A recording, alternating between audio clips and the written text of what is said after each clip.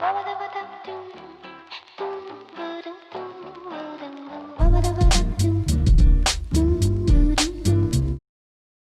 you'll join me with Gareth Reed from Wood Street Coffee Roasters, based in London. And this is coffee number 4, which is the Mexico Los Milagros. Hi, Gareth.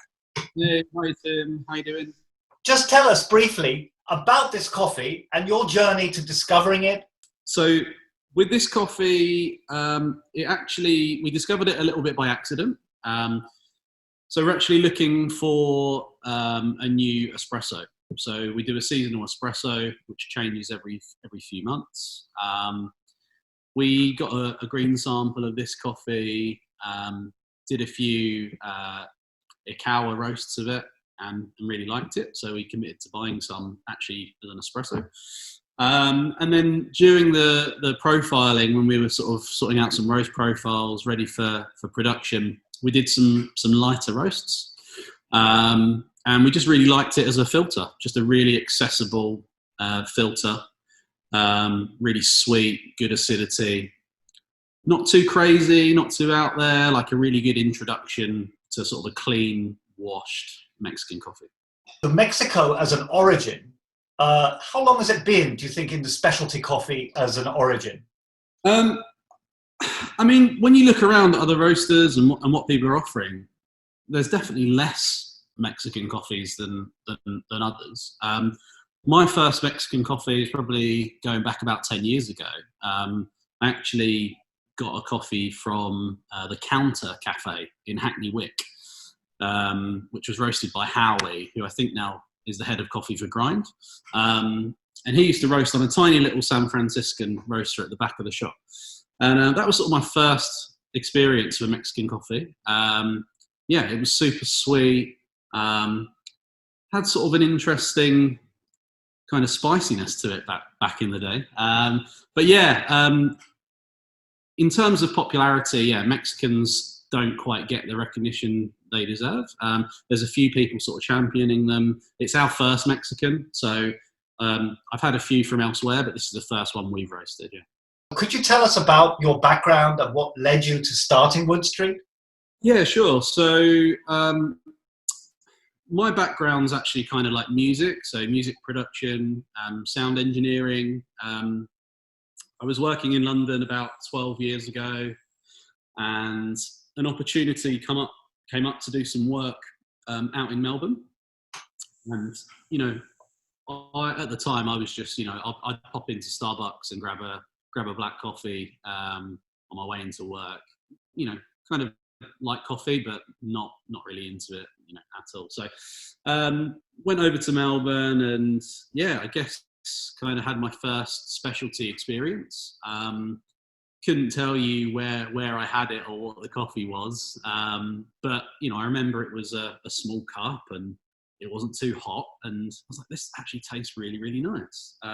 It had some kind of latte art on it, and it was just an exciting experience. That coffee could taste like this.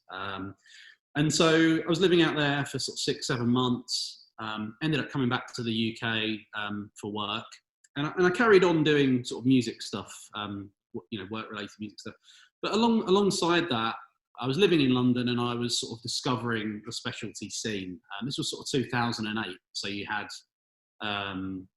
Flat White, and it was just sort of caffeine, and places like that were just starting out, but it wasn't anything like it was now. And weekends I'd go to cafes and discover, coffees and these nice cakes. And I loved the whole feeling of the specialty scene that was emerging. I loved the hospitality side with the service.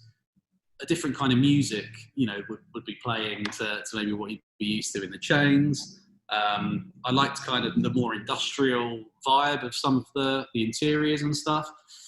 I guess it just really appealed to me. And a part of me thought, like, if there's any way I can kind of do that, I didn't feel like I was really progressing with my career too much at the time.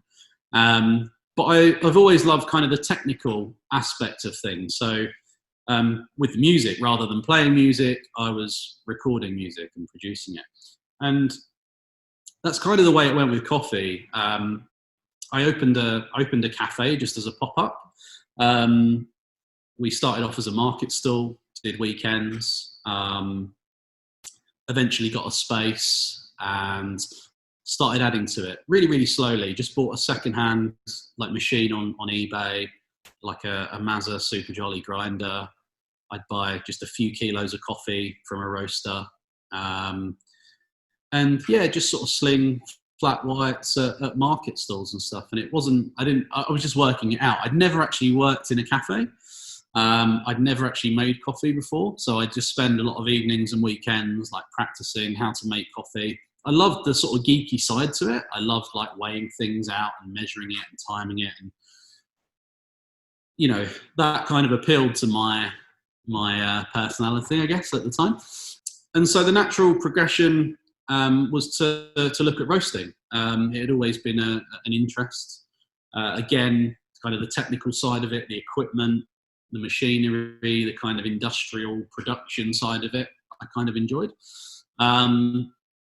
So we didn't have loads of money to invest, so we started slot roasting.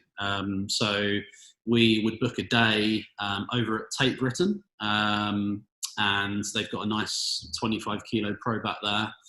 And we'd get our green coffee delivered there.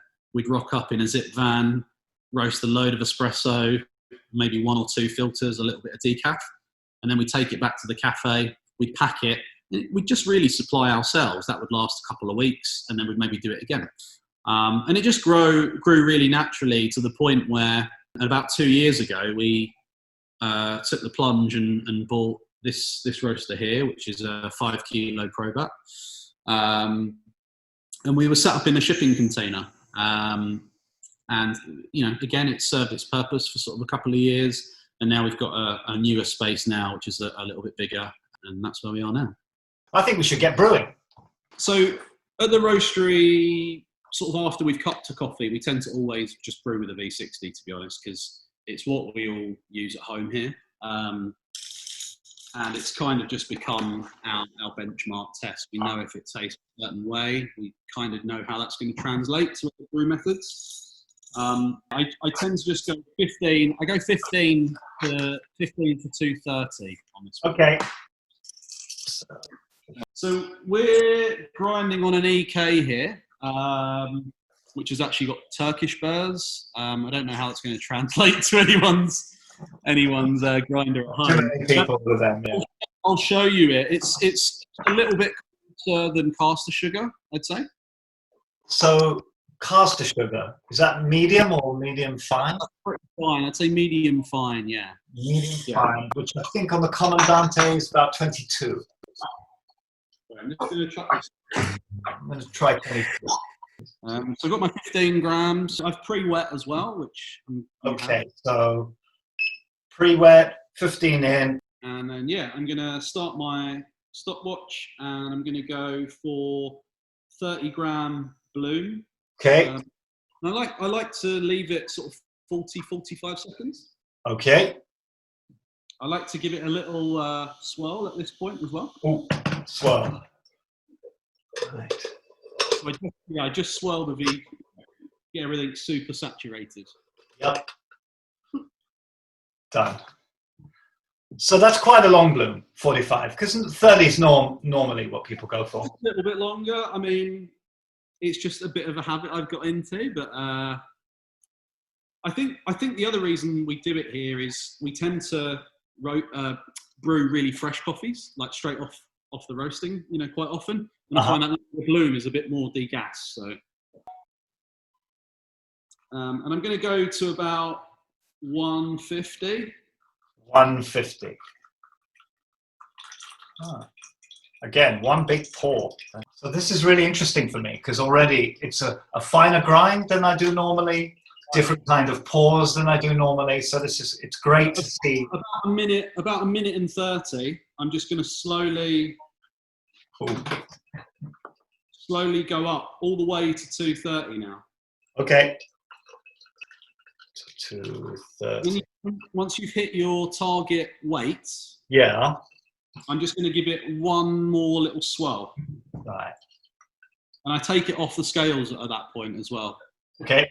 So I just keep an eye on the time, and we're probably going to do about a 2-minute 45, something like that. Ah, yes. So that's what you're aiming for total brew time, 2:45. Okay. Like, say, yeah, at a minimum between that and 3. Do you do the swirl to flatten the bed or to make sure that the coffee doesn't stick to the walls? A little bit of both. It sort of cleans the sides, gets everything on the bed, and then you get a nice flat bed, I guess, just to get as even extraction as possible. So that's just going through now. So. Perfect. And yeah, you should have a really nice, super flat bed. I'll try and give you a little close up. Brilliant. Excellent. I like to give it a little swirl. Okay. Well, I can already smell everything that's great about it. Oh, wow. Very different to how I had it before. So this is interesting already for me. The finer grind really accentuates that syrupiness. It's wonderful.